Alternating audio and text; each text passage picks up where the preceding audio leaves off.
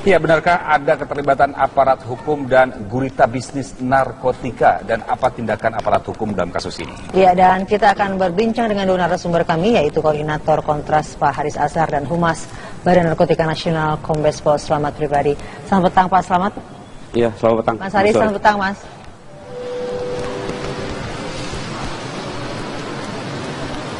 Ya. Petang Mas Haris. Mas Haris, bisa dengar Mas ya? Iya. Ya. Mas Haris, selamat sore. Selamat kabar?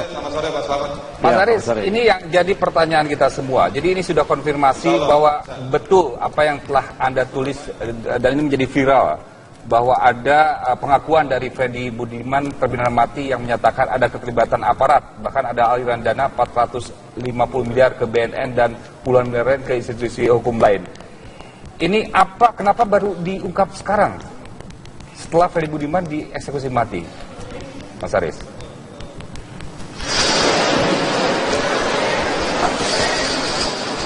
Begini, saya ketemu, tadi sekaligus saya meralat ya, ketemu Freddy Budiman bukan 2004 tapi 2014 gitu.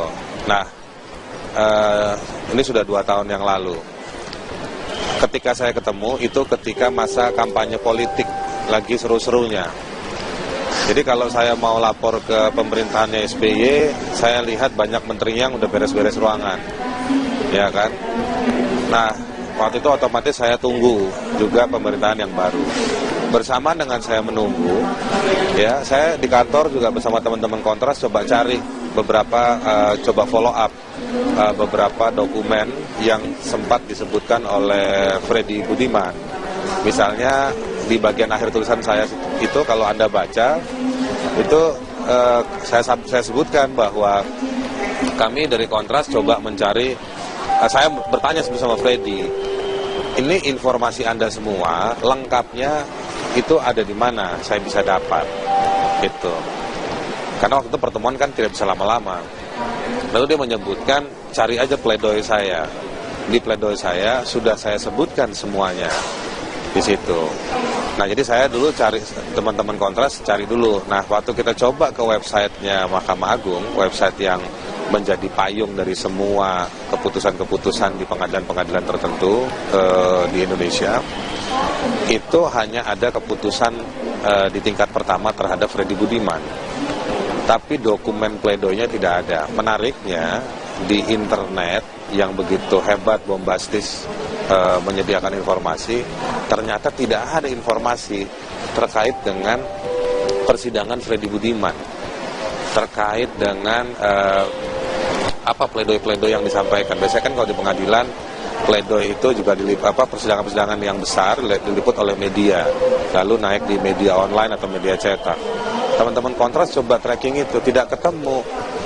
Ini mengejutkan sekali. Jadi patut diduga di situ ketika kasusnya Freddy Budiman berjalan, itu memang cukup tertutup, meskipun sifat pengadilan itu adalah terbuka untuk umum. Nah, jadi susah mencari informasi itu. Kami juga hanya dapat 2 link berita yang menyebutkan siapa pengacara dari Freddy Budiman pada waktu itu.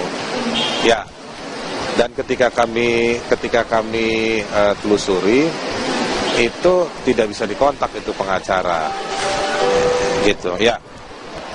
Ada pertanyaan, kenapa Anda tidak merilis pada saat Freddy Budiman belum dieksekusi mati? Jadi bisa ada memperkuat apa yang telah Anda terangkan saat ini. Dan yang sudah. Ya.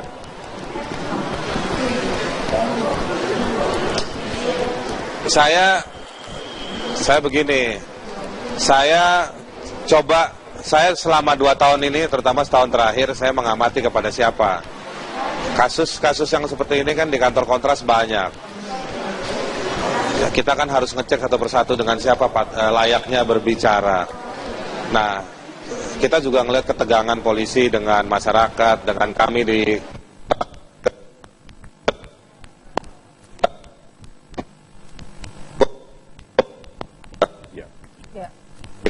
terkait pelanggaran HAM soal polisi, ada berapa puluh, berapa ratus, mana yang mau diselesaikan kan nggak bisa satu persatu. Nah, ketika saya mau follow up, sebetulnya awal minggu ini saya sudah bicara sama Pak Johan Budi janji saya dengan Pak Johan Budi, saya tidak ngomong ke media. Dengan harapan Pak Johan Budi itu bicara ke Presiden. Jadi masih ada waktu untuk merumuskan. Pak Johan Budi ketika saya cerita, dia shock berat dengan kasus ini, dengar cerita ini. Mas Aris? Saya bilang, tolong, saya anti hukuman mati, gitu ya. Tapi kalau pemerintah ini mau eksekusi, silakan. Tapi maksud saya, ini bukan soal hukuman mati atau tidak hukuman mati, tetapi bagaimana mengungkap kejahatan di balik Freddy Budiman itu. Tapi sampai kemarin tidak ada follow up, makanya saya baru ungkapkan kemarin ke publik, ke media, gitu. Jadi bukan karena saya mendadak ingat dan mendadak dibuka, tidak. Dan saya ungkapkan itu beberapa jam sebelum Freddy Budiman dieksekusi. Mas Haris, kalau tadi Anda katakan sempat bertemu tahun 2014, walaupun pertemuan tidak begitu lama begitu ya dengan Freddy Budiman. Adakah memang dari Kontras sendiri sudah mencari informasi, mencari apapun link yang memang disebutkan, serta mencoba kontak dengan pengacara Freddy yang sulit ditemui? Dari Kontras sendiri sudahkah memiliki informasi yang sangat banyak atau penting dari semua yang dibicarakan terhadap Freddy? Nama begitu, nama aparatnya seperti tadi juga yang diminta oleh Kapolri, Mas Haris. Atau semacam bukti begitu dari Freddy, Mas Haris? Apa? Mas Haris? Iya, nama saya tanya juga sama Freddy, dan nama-nama itu ada, ya, bisa kedengeran nggak? Iya, silakan Mas. Halo. Iya, silakan Mas. Halo. Iya. Ya, saya minta juga nama-nama tersebut yang disebutkan. Nah, dia bilang coba cari di dokumen-dokumen hukum saya. Dia bilang dia menyebutkan di situ semua. Tetapi saya mau bilang juga, ini tidak hanya dari Freddy Budiman. Kita juga bisa lihat di hasil penyidikan yang dilakukan oleh penegak hukum ketika membawa Freddy Budiman ke pengadilan. Itu dengan siapa dan bagaimananya itu kelihatan sebetulnya. Misalnya ada supir truk yang dihukum juga. Ada prajurit TNI juga yang dihukum, tapi prajuritnya bukan jenderal yang dimaksud. Nah, artinya di situ jelas gambarannya bahwa Freddy Budiman kerja bukan sendirian gitu. Ada pembagian peran dan lain-lain. Jadi menurut saya waktu saya nggak banyak kemarin ketemu dengan Freddy Budiman. Dia bicara sekitar 2 jam. Ada saksi-saksinya, ada John K. ikut duduk di situ, diawasi oleh Pak Sitinjak dari kepala LP-nya, ada 2 rohaniawan dan juga beberapa, ya kira-kira nama-namanya itu. Jadi saya bukan mendengarkan sendirian. Nah, ini ada beberapa orang yang ikut mendengarkan di sana. Jadi kalau misalnya, jadi waktunya terbatas. Jadi ada saksi-saksi ketika dia bicara, waktunya terbatas.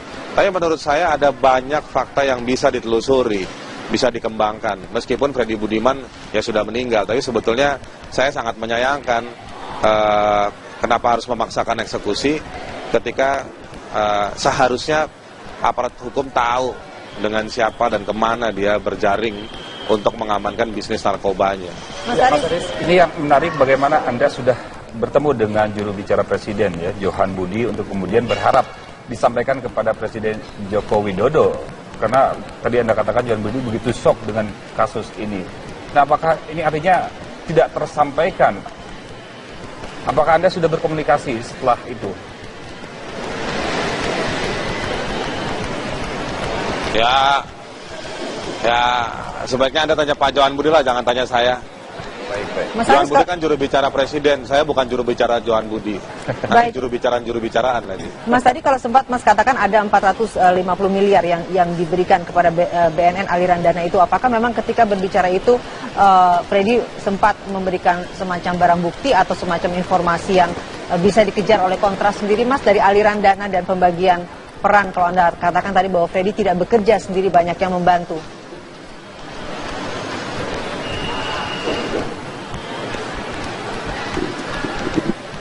Anda mesti paham, saya ngobrol itu di dalam LP, di ruang apa namanya, saya nggak tahu itu, tapi udah masuk screening.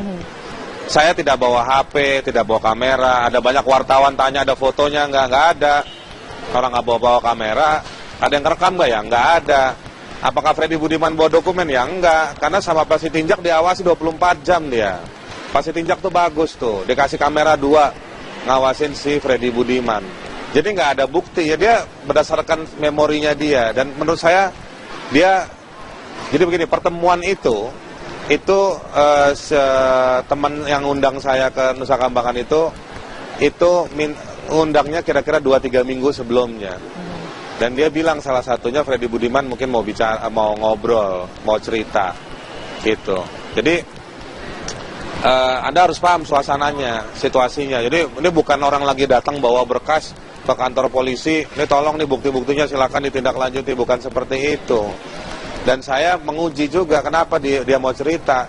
Ternyata dia sendiri bilang bahwa dia nggak ada masalah, dia dihukum mati.